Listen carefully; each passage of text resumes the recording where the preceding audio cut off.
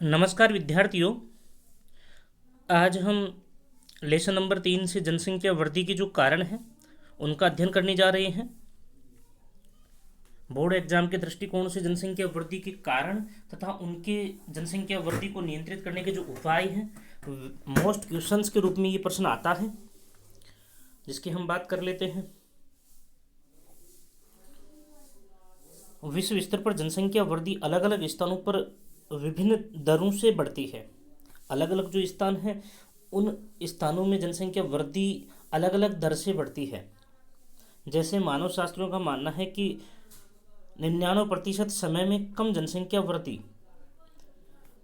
मानव उत्पत्ति से लेकर के वर्तमान समय तक का जो समय रहा है, जियोलॉजिकल टाइम स्केल जो है उसके अनुसार अगर हम देखते हैं तो 99% जो समय रहा है उसमें तो जनसंख्या वृद्धि निम्न गति से हुई है, जबकि शेष जो समय है उसमें तीव्र गति से जनसंख्या में वृद्धि मानी जाती है। ये मानव शास्त्रियों का मत है। अतः पिछले कुछ दशकों से जनसंख्या वृद्धि में तीव्रता चिंताजनक विषय बन गया है। अगर हम पिछले 5-6 दशकों से देखते हैं, लगभग हम 50-60 वर्षों से देखते हैं, तो जनसंख्या में तीव्र गति से वृद्धि हुई है, जो एक चिंता का विषय है। जनसंख्या वृद्धि के लिए निम्न कारणों को उत्तरदायी माना जाता है।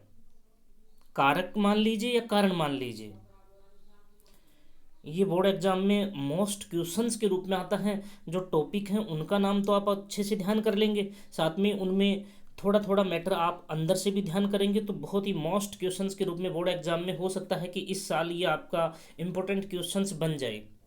क्योंकि 2018 में यहाँ पे क्वेश्चन आया हुआ है, विश्व की जनसंख्या समस्या के समाधान हेतु कोई 2 उपाय बताइए। कोई 6 उपाय सुझाइए। 2 नहीं, 6 उपाय सुझाइए। तो जनसंख्या को नियंत्रित करने के उपाय पूछे गए हैं 2018 में। तो हो सकता है कि 2021 में जो आपका जो पेपर लगेगा उसमें जनसंख्या वृद्धि के कारणों को लेकर के प्रश्न आ जाए, है ना। तो उसी रूप में आपको इसको ध्यान करना है। मृत्यु दर में गिरावट या कमी। अब आप ये सामान्य सा टॉपिक हो गया ना। अब आप जानते हैं कि मृत्यु दर घटेगी तो जाहिर सी बात है, जब जन्म दर उसी स्तर से बढ़ती रहेगी तो मृत्यु दर घट जाती है। तो मृत्यु दर घट गई, ऐसे मान लीजिए मृत्यु दर घट गई तो जन्म दर तो उसी फलों के साथ में बढ़ रही है ना। तो उसी फलों के साथ में जब जन्म दर बढ़ती रहेगी तो जनसंख्या में वृद्धि होगी। तो मृत्यु दर में गिरावट या कमी पहला टॉपिक है जनसंख्या वृद्धि के कारणों में। विश्व में जनसंख्या वृद्धि का सर्वाधिक महत्वपूर्ण कारण मृत्यु दर पर नियंत्रण को माना जाता है। जब मृत्यु ही कम होगी तो जनसंख्या तो वृद्धि होगी ना। मृत्यु दर पर नियंत्रण को माना जाता है। पिछले कुछ वर्षों से स्वास्थ्य व चिकित्सा सुविधाओं में बढ़ती प्रगति के कारण स्वास्थ्य सेवाओं में वृद्धि हुई है, चिकित्सा सुविधाओं में वृद्धि हुई है। तो इन दोनों ही सुविधाओं के कारण क्या हुआ है, मृत्यु दर में भारी गिरावट देखने को मिली है। मृत्यु दर लगातार घटती चली गई और मृत्यु दर के घटने के उपरांत ही जनसंख्या में तीव्र गति से वृद्धि होने लगती है। खाद्य आपूर्ति देखिए, खाद्य जो पदार्थ हैं उनकी आपूर्ति है वो, या यूँ कहें कि सभी लोगों को खाने के लिए, भोजन के लिए पर्याप्त सामग्री उपलब्ध होने लगती है। तो इससे भी जनसंख्या वृद्धि में तीव्र गति से वृद्धि होती है। कृषि क्रांति, आप जानते हैं हरित क्रांति के उपरांत, कृषि क्रांति कह लीजिए या हरित क्रांति कह लीजिए, कृषि क्रांति के उपरांत खाद्य आपूर्ति नियमित रूप से होने के कारण खाद्य पदार्थों की जो आपूर्ति है वो नियमित रूप से होने लगती है, जिसके कारण जनसंख्या में तीव्र गति से वृद्धि हुई है। अर्थात हरित क्रांति ने जनसंख्या विस्फोट की स्थिति उत्पन्न कर दी है। जैसे ही हरित क्रांति का प्रादुर्भाव होता है तो हरित क्रांति के कारण जनसंख्या में जो वृद्धि होती है वो एक तरह से विस्फोट के रूप में होती है। अगर हम इस शब्द को डिफाइन करने का प्रयास करते हैं, जनसंख्या विस्फोट किसे कहते हैं, या यूं कहें जनसंख्या विस्फोट की स्थिति क्या होती है, तो वास्तव में आप यहाँ पे ध्यान करिए कि जनसंख्या जो विस्फोट की स्थिति होती है, जब जनसंख्या में अप्रत्याशित वृद्धि हो जाती है। अप्रत्याशित का मतलब होता है जिसकी हमने आशा तक नहीं की थी। इस प्रकार की वृद्धि जब जनसंख्या में हो जाती है तो उस स्थिति को हम जनसंख्या विस्फोट की स्थिति के रूप में निरूपित करने का प्रयास करते हैं। औद्योगिक विकास देखिए, यहाँ पे औद्योगिक विकास के कारण खनन, खनन, ऊर्जा, उत्पादन। खनन अलग है, ऊर्जा अलग है, उत्पादन अलग है ना। खनन है, ऊर्जा है, उत्पादन है। उद्योग, परिवहन तथा व्यापार में तीव्र गति से वृद्धि हुई है।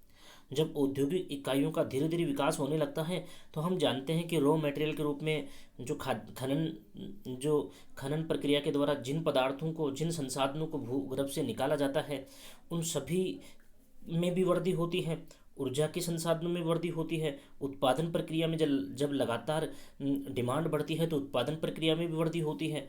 औद्योगिक इकाइयों को और अधिक मात्रा में लगाया जाता है। परिवहन के साधनों में वृद्धि होती है। व्यापार में गति आती है ना। तो ये सब जो है, इन सब फैक्टर्स में वृद्धि होने लगती है, जिसके कारण औद्योगिक क्रांति के फलस्वरूप जनसंख्या में तीव्र गति से वृद्धि हुई है। हमने प्रारंभ में भी एक बात की थी कि जो एक इस प्रकार का फेज आता है मानव की उत्पत्ति से लेकर के वर्तमान समय तक के मध्य में एक इस प्रकार का फेज आता है, औद्योगिक क्रांति। औद्योगिक क्रांति से पहले जनसंख्या में निम्न गति से वृद्धि होती है, जबकि औद्योगिक क्रांति के बाद में जनसंख्या में तीव्र गति से वृद्धि होती है। तो ये एक मजबूत फैक्ट के रूप में है। तो औद्योगिक क्रांति ने भी जनसंख्या वृद्धि को प्रोत्साहित किया है। वैज्ञानिक तथा उन्नत प्रौद्योगिकी, नवीनतम तकनीक के माध्यम से हम जानते हैं कि मानव ने वर्तमान समय में बहुत ज़्यादा विकास कर लिया है। नवीनतम तकनीक के माध्यम से मानव ने तीव्र विकास को प्राप्त कर लिया है, जिसके कारण जनसंख्या में तीव्र गति से वृद्धि हुई है। तो ये भी एक मजबूत फैक्ट है। शांति व सुरक्षा, शांति व सुरक्षा कारक भी जनसंख्या वृद्धि को प्रोत्साहित करता है। हम जानते हैं कि जिन क्षेत्रों में आज भी अगर हम विश्व के परिप्रेक्ष्य में देखते हैं तो जिन क्षेत्रों में शांति और सुरक्षा की कोई गारंटी नहीं होती है तो वहाँ से जनसंख्या पलायन कर जाती है। और जिन क्षेत्रों में शांति व सुरक्षा बहुत अच्छी होती है वहाँ पे जनसंख्या का संकेंद्रण होने लगता है। तो ये भी एक अच्छा फैक्टर है। प्रवास देखिए, प्रवास एक ऐसा फैक्टर है जनसंख्या वृद्धि को प्रोत्साहित करने के लिए ये पर्याप्त फैक्टर माना जाता है। देखिए, हम बात यहाँ पे ये कर रहे हैं कि प्रवास में जनसंख्या में प्रत्यक्ष कोई वृद्धि नहीं होती है, लेकिन प्रवासित जो जनसंख्या होती है जिन स्थानों में पहुंच जाती है वहाँ पे जनसंख्या में वृद्धि कर देती है ना। तो प्रवास कोई वास्तव में जनसंख्या वृद्धि नहीं होती है, प्रवासित जनसंख्या ही वहाँ पे वृद्धि का कारण बनती है। प्रवास देखिए, जो माइग्रेशन है उसकी हम बात कर रहे हैं। जनसंख्या वृद्धि के लिए प्रवास को महत्वपूर्ण कारक माना जाता है। ये 6 नंबर फैक्टर हम पढ़ रहे हैं।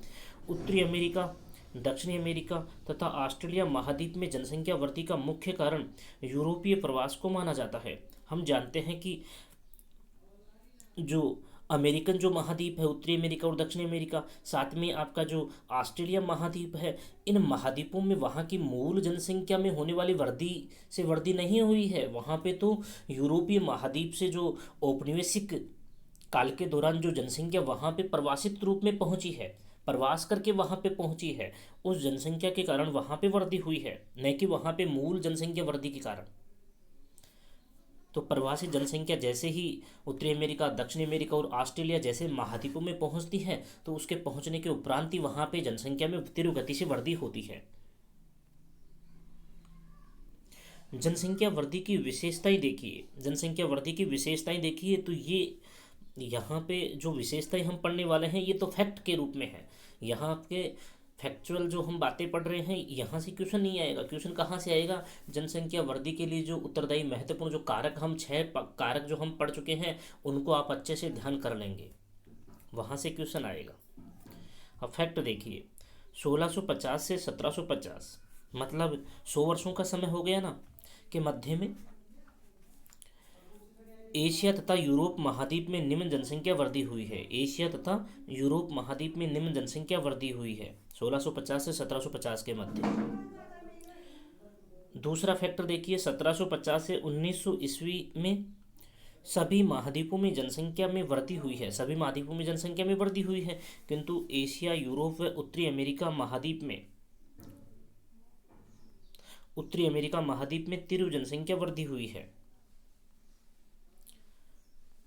तीसरा फैक्ट देखिए, 1900 ईस्वी से 20वीं शताब्दी तक 1900 ईस्वी से 20वीं शताब्दी तक सर्वाधिक जो वर्दी दर रही है वो उत्तरी अमेरिका व एशिया महाद्वीप में हुई है।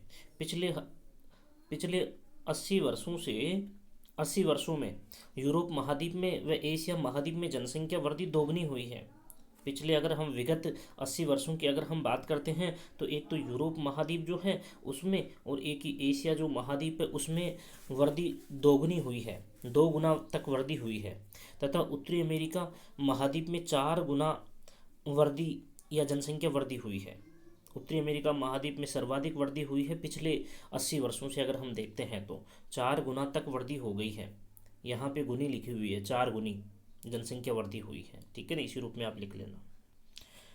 चौथा फैक्ट देखिए, पिछले या विगत पिछले 3 शताब्दियों में, जो पिछली 3 शताब्दियां हैं उनकी हम बात कर रहे हैं। शताब्दियों का मतलब होता है 100 वर्षों का समय और दशक का मतलब होता है 10 वर्षों का समय, ठीक है ना। तो पिछले 3 शताब्दियों में विश्व की जनसंख्या 7 गुनी बढ़ी है। संपूर्ण विश्व की अगर हम बात करते हैं तो वो जनसंख्या में 7 गुनी तक वृद्धि हुई है। तथा एशिया व यूरोप में पिछले 3 दशकों से यूरोप व एशिया में पिछले 3 दशकों से 3/4 जनसंख्या निवास करती है। 3/4 जनसंख्या निवास करती है। अगर हम 2 महाद्वीपों की बात करते हैं, एशिया और यूरोप को अगर हम मिला देते हैं तो संपूर्ण विश्व की 3/4 जनसंख्या, मतलब क्या हुआ, 75%, लगभग 75% जनसंख्या निवास कर रही है। तथा वर्तमान में भी इतनी ही जनसंख्या निवास कर रही है। वर्तमान में भी इतनी ही जनसंख्या निवास कर रही है। 5वां फैक्ट देखिए, पिछली 3 शताब्दियों से उत्तरी अमेरिका में जनसंख्या वृद्धि, अगर हम विगत 3 शताब्दियों की अगर हम बात करते हैं, है ना, 3 शताब्दियों को मतलब 300 वर्षों की अगर हम बात करते हैं तो उत्तरी अमेरिका में जनसंख्या में 364 गुनी वृद्धि हुई है। कितनी गुनी? 364 गुनी वृद्धि हुई है। दक्षिणी अमेरिका में 14 गुनी वृद्धि हुई है तथा सबसे कम अफ्रीका महाद्वीप में 3 गुनी वृद्धि हुई है जनसंख्या में। अब ये प्रश्न जो है जनसंख्या वृद्धि से उत्पन्न समस्याएं, अब जनसंख्या वृद्धि से कौन कौन सी समस्याएं उत्पन्न हुई हैं उनकी हम बात करेंगे। तो ये भी बोर्ड एग्जाम में हो सकता है, अच्छा क्वेश्चन बन सकता है। जनसंख्या वृद्धि से कौन कौन समस्याएं उत्पन्न हो गई हैं, तो ये ऐसे प्रश्न तो आप माइंडली भी अच्छे से कर सकते हैं, ठीक है ना। बस मोटा मोटा आपको ध्यान होना चाहिए। भयावह तीव्र जनसंख्या वृद्धि, भयावह व तीव्र जनसंख्या वृद्धि। अभी आपने न्यूज़ पेपर में आपने पढ़ा होगा कि नरेंद्र मोदी जो हमारे पीएम जो हैं उनका अगला कदम क्या हो सकता है, कि अगला कदम जनसंख्या नियंत्रण कानून बनाने की प्रक्रिया चल रही है, जनसंख्या को नियंत्रित किया जाए। अगर इसी प्रकार से जनसंख्या बढ़ती रहेगी तो कितना भी विकास कर लीजिए, क्योंकि तीव्र गति से बढ़ती हुई जनसंख्या ही तो है जो विकास को शोषित करती है।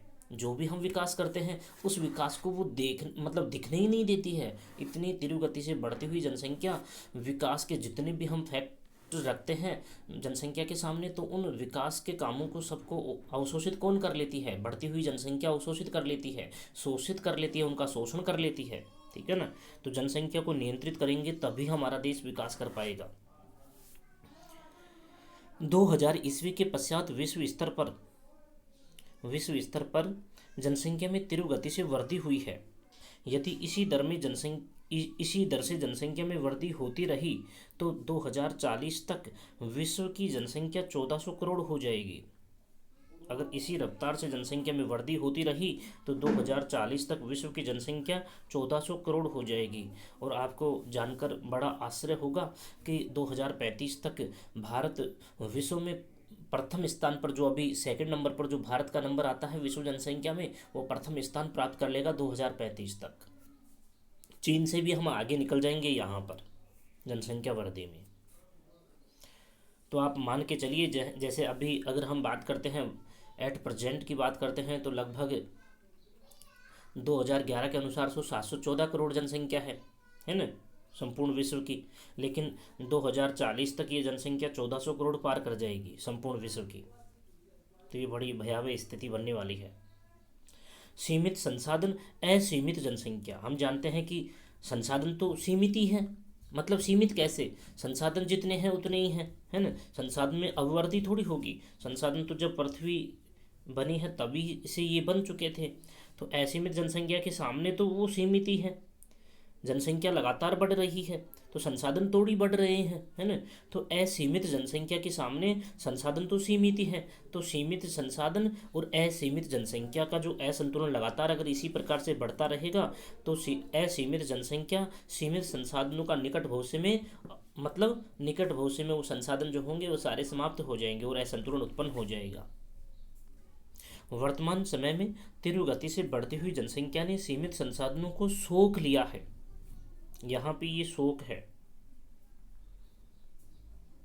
ये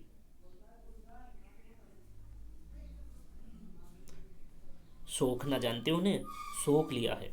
तो तीव्र गति से बढ़ती हुई जनसंख्या ने सीमित संसाधनों का अवशोषित कर लिया है, सोख लिया है, मतलब उनका उपभोग कर लिया है। अतः इस समय बढ़ती जनसंख्या घटते संसाधन की स्थिति उत्पन्न हो गई है। बढ़ती जनसंख्या वह घटते संसाधन की स्थिति उत्पन्न हो गई है, मतलब बढ़ती हुई जनसंख्या के सामने तो जो संसाधन है वो घटते हुए ही नजर आ रहे हैं। तीसरा फैक्ट देखिए, जनसंख्या वितरण का संकेंद्रण। जनसंख्या वितरण का संकेंद्रण, संकेंद्रण का मतलब होता है एक ही जगह सेंटरिंग होना, एक ही जगह केंद्रण होना जनसंख्या का। जनसंख्या का असमान वितरण पाया जाता है। हम जानते हैं कि जनसंख्या का जो वितरण होता है वो असमान होता है। सभी जगह जनसंख्या एक समान थोड़ी होती है। कई ऐसे क्षेत्र होते हैं जहाँ पे जनसंख्या सर्वाधिक मात्रा में पाई जाती है, जबकि इसके उलट अगर हम बात करते हैं तो कई विश्व के ऐसे क्षेत्र होते हैं जहाँ पे जनसंख्या बहुत ही कम पाई जाती है। तो जनसंख्या का जो वितरण होता है वो असमान होता है।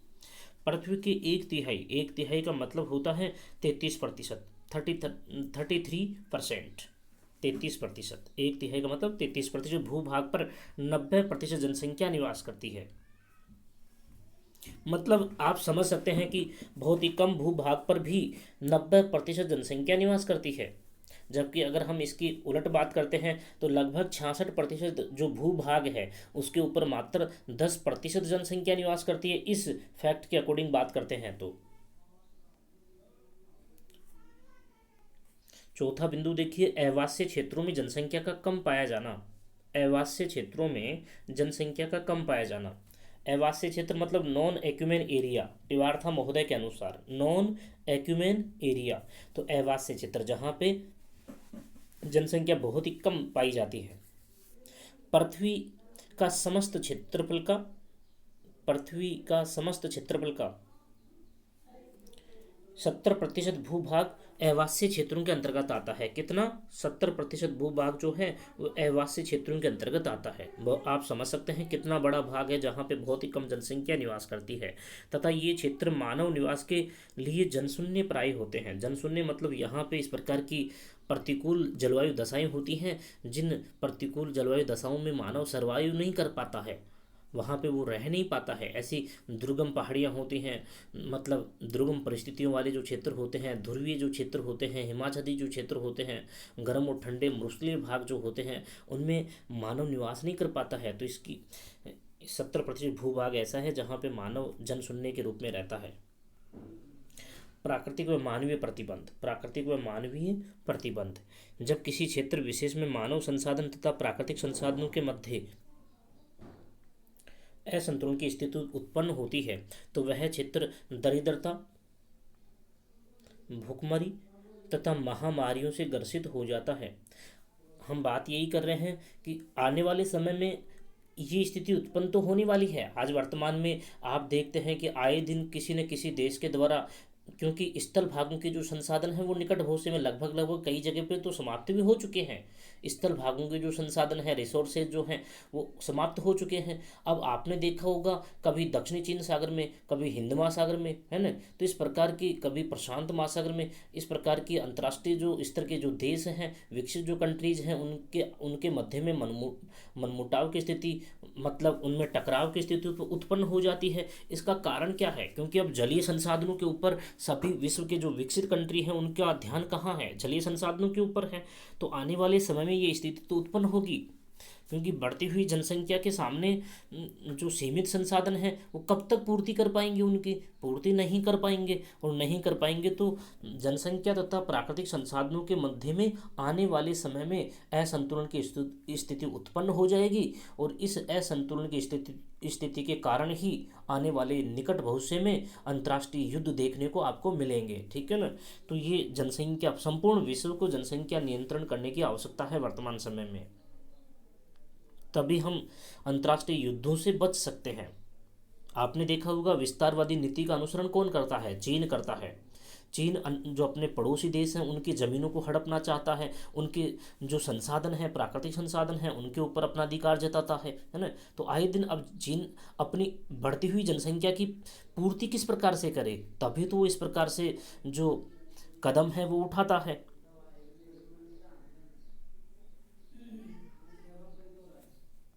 जनसंख्या समस्या समाधान, देखिए हम ऊपर भी पहले भी हम बात कर चुके हैं इसी वीडियो में कि विश्व की जनसंख्या समस्या के समाधान हेतु कोई 6 उपाय सुझाइए। 2018 में बोर्ड एग्जाम में ये प्रश्न आ चुका है। तो यहाँ पे जनसंख्या वृद्धि को नियंत्रित करने के जो समाधान हैं, उपाय हैं, वो कौन कौन से हैं उनको आपको अच्छे से ध्यान करना है। जनसंख्या को नियंत्रित करने के उपाय, इसको आप, ये टॉपिक तो ये है जनसंख्या समस्या समाधान, टॉपिक तो ये है, लेकिन आप इसको इस रूप में भी लिख सकते हैं क्योंकि ये बोर्ड एग्जाम में इस रूप में भी आता है, जनसंख्या को नियंत्रित करने के उपाय। तो यहाँ पे देखिए लाइन टू लाइन दिया हुआ है और इसी रूप में आपको भी ध्यान करना है। पहला देखिए, प्राकृतिक संसाधनों का अनुकूलतम उपयोग, जो प्राकृतिक संसाधन हैं उनका अनुकूलतम उपयोग होना चाहिए। पहला, जनसंख्या वृद्धि को नियंत्रित करने का पहला उपाय ये है। दूसरा, औद्योगिकरण का उत्तम विकास, औद्योगिकरण का उत्तम विकास हो। तीसरा, शिक्षा का प्रचार प्रसार हो। चौथा, कृषि प्रौद्योगिकी का विकास व सुधार, कृषि प्रौद्योगिकी जो है उसका विकास व सुधार हो। 5 नंबर, जलीय संसाधनों का अधिकतम उपयोग, जलीय जो संसाधन है उनका अधिकतम उपयोग हो। 6 नंबर, आवासीय क्षेत्रों में जनसंख्या का बसाव, जो आवासीय क्षेत्र है उनमें भी जनसंख्या को बसाना। विवाह की उम्र में वृद्धि, ये भी अच्छा फैक्ट है, विवाह की उम्र में वृद्धि। परिवार नियोजन, छोटा परिवार किया जाए। एक संतानोत्पत्ति की आयु का निम्नतम उपयोग, संतानोत्पत्ति की आयु का निम्नतम उपयोग मतलब क्या हुआ कि संतानोत्पत्ति की जो आयु होती है तो उसका भी निम्नतम उपयोग किया जाए। आपने देखा होगा कि अधिक उम्र के लोगों के भी बच्चे पैदा होते रहते हैं, तो वो गलत है। ठीक है ना। तो संतानोत्पत्ति की आयु को भी कम किया जाए, उसका भी निम्नतम उपयोग किया जाए। अब देखिए मैं आपको एक जानकारी दे दूं कि इस वीडियो के बाद में एक वीडियो और है, इसका एक लास्ट पार्ट कल आएगा। ठीक है ना। तो जो लास्ट पार्ट आएगा वो कॉलेज लेवल का पार्ट है, तो उसके पीछे मैंने प्रश्नों को नहीं जोड़ा है। ठीक है ना। तो प्रश्न आपको उस वीडियो के बाद में ही करने हैं, जो मैंने अभी इस वीडियो में प्रश्नों को भी ऐड कर दिया है ना। आज देखा जाए तो मतलब ये लास्ट वीडियो कल आएगा, लेकिन लेसन के जो प्रश्न हैं वो तो इस वीडियो में मैंने जोड़ दिए हैं। तो आप प्रश्न उस वीडियो के बाद में आप प्रश्न करेंगे। ठीक है ना। जिन बच्चों के पास में पीडीएफ नहीं पहुंच पा रहा है उनकी मैं बात कर रहा हूं। ये प्रश्न आप जो कल वीडियो आएगा उसके बाद में ही आप, उसके मैटर के बाद में ही आप प्रश्न करें। ठीक है ना। आज ये लास्ट वीडियो नहीं है, लास्ट वीडियो कल है, और प्रश्न मैंने इस वीडियो के साथ में जोड़ दिए क्योंकि उस लास्ट वीडियो में प्रश्न जोड़े हुए नहीं हैं। तो प्रश्नों की हम बात कर लेते हैं। विश्व जनसंख्या के असमान वितरण प्रारूप को समझाइए, पहला प्रश्न। दूसरा, विश्व स्तर पर जनसंख्या घनत्व के क्षेत्रों को कितने भागों में बांटा गया है, जनसंख्या घनत्व के क्षेत्रों को कितने भागों में बांटा गया है? 5 भागों में बांटा गया, हमने पढ़ लिया था। तीसरा प्रश्न देखिए, जनसंख्या वितरण को प्रभावित करने वाले कारक बताइए, मोस्ट क्वेश्चन आया हुआ भी है बोर्ड एग्जाम में। चौथा प्रश्न देखिए, एशियाई जनसमूह को समझाइए, एशियाई जो जनसमूह है उसको समझाइए। 5वां प्रश्न देखिए, जनसंख्या घनत्व से क्या तात्पर्य है? कायिक जनसंख्या, कृषि जनसंख्या घनत्व में अंतर बताइए। कायिक जनसंख्या घनत्व एवं कृषि जनसंख्या घनत्व में अंतर बताइए। एक तो कायिक है, यहाँ पे वह और लगा देना आप, कृषि जनसंख्या घनत्व में अंतर बताइए। 6 नंबर प्रश्न देखिए, जनसंख्या घनत्व को प्रभावित करने वाले कारक बताइए। 7 नंबर देखिए, जनसंख्या वृद्धि किसे कहते हैं, मोस्ट क्वेश्चन है ये। मतलब 6 और 7 प्रभावित करने वाले कारक, पॉपुलेशन डेंसिटी को और पॉपुलेशन ग्रोथ जो है, जनसंख्या वृद्धि, ये दोनों मोस्ट क्वेश्चन है बोर्ड एग्जाम के दृष्टिकोण से। जनसंख्या वृद्धि के कोई 2 कारण बताइए, ये भी मोस्ट क्वेश्चन है जो अभी आज के वीडियो में हमने पढ़ा है। जनसंख्या को नियंत्रित करने के कोई 2 उपाय बताइए, जबकि आया हुआ कितना है, 6 उपाय पूछे गए हैं विश्व में, तो आप 6 उपाय ध्यान करेंगे, है ना। जनांकीय संक्रमण सिद्धांत की विभिन्न अवस्थाओं को रेखा चित्र द्वारा समझाइए, ये मोस्ट क्वेश्चन है, बड़े क्वेश्चन के रूप में आता है, 4 नंबर का क्वेश्चन। जनांकीय संक्रमण सिद्धांत की विभिन्न अवस्थाओं को रेखा चित्र द्वारा समझाइए, जो लास्ट इसका वीडियो आएगा कल। जनांकीय संक्रमण सिद्धांत जो है इसका वीडियो कल आएगा। डेमोग्राफिक ट्रांजिशन थ्योरी, ये कल आएगा इसका वीडियो, ठीक है ना। तो लास्ट वीडियो कल आएगा और कल ही हम जो 4th लेसन है उसका PDF भी डाल देंगे। तो आप इसी प्रकार से पढ़ते रहिए, इस मंथ में स्कूल तो खुलेंगे नहीं, ठीक है ना, और आप इसी प्रकार से पढ़ते रहिए। इस मंथ में हम लगभग हो सकता है कोर्स भी कंप्लीट कर लें, और उसके बाद में जैसे स्कूल खुलेंगे तो सिलेबस कम होकर के आपके पास में नया सिलेबस आएगा, तो उसमें इन लेसन्स में ही सिलेबस भी हम जो भी होगा वो कर लेंगे, है ना। चलो ठीक है।